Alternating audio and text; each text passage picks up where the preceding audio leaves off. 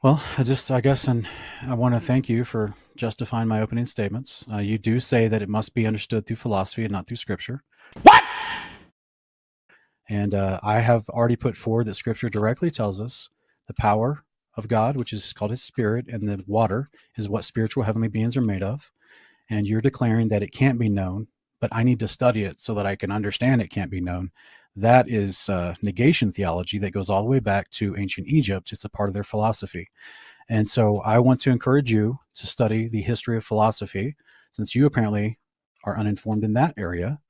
And I'll do my best to search out the essence which you can't define so I can better understand Trinitarianism. Okay, but think about that. That actually doesn't make any sense.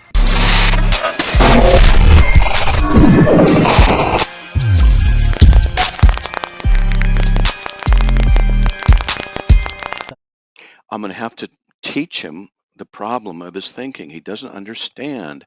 Look, take a bowling ball, for example. What's the essence of a bowling ball?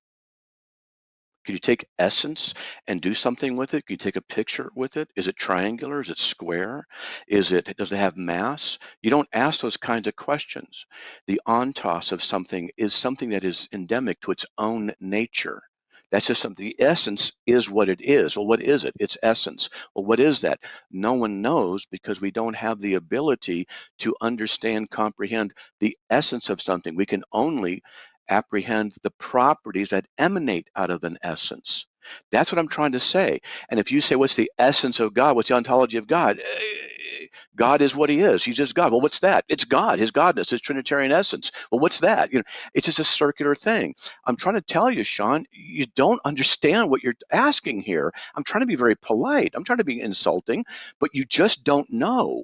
You need to study some philosophy, because it's showing very badly in the way you ask some questions. Okay?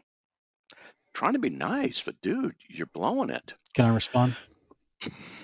Go ahead.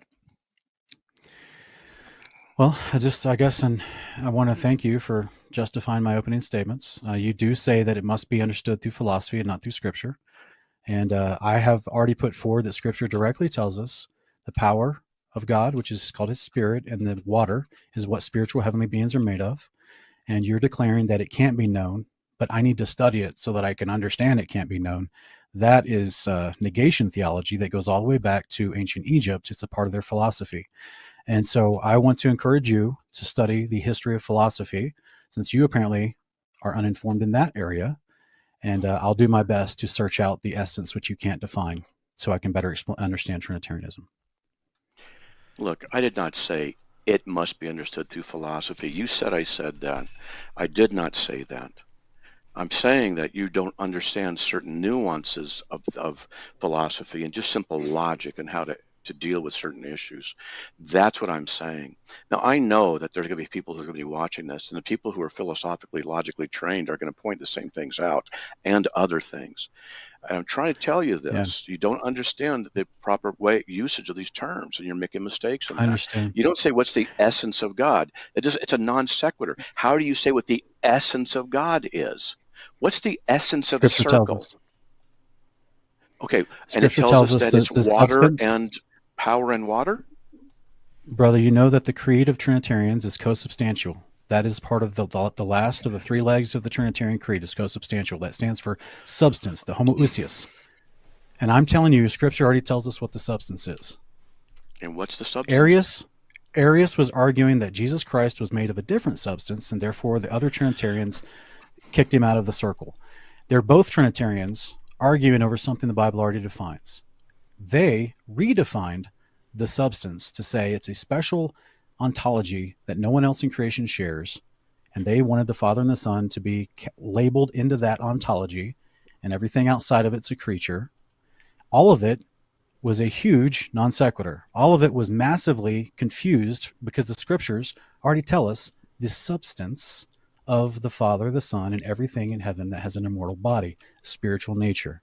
That is the substance of the Father, the Son, and all angels. That is the substance we are promised at the resurrection. I lovingly would share with you, I would encourage you to study the details of the promised resurrection, because you have communicated to me tonight, you do not actually understand the promise for us from the Father through his Son. You do not understand we're supposed to get a spiritual body and live with him in their house forever. And it's a real place. So I guess we're at an impasse because you are offended that I'm saying you're applying philosophical ideals to what Scripture already tells us. And that's where I would lovingly say you have fallen directly into Colossians 2:8. You've been taken captive through philosophy.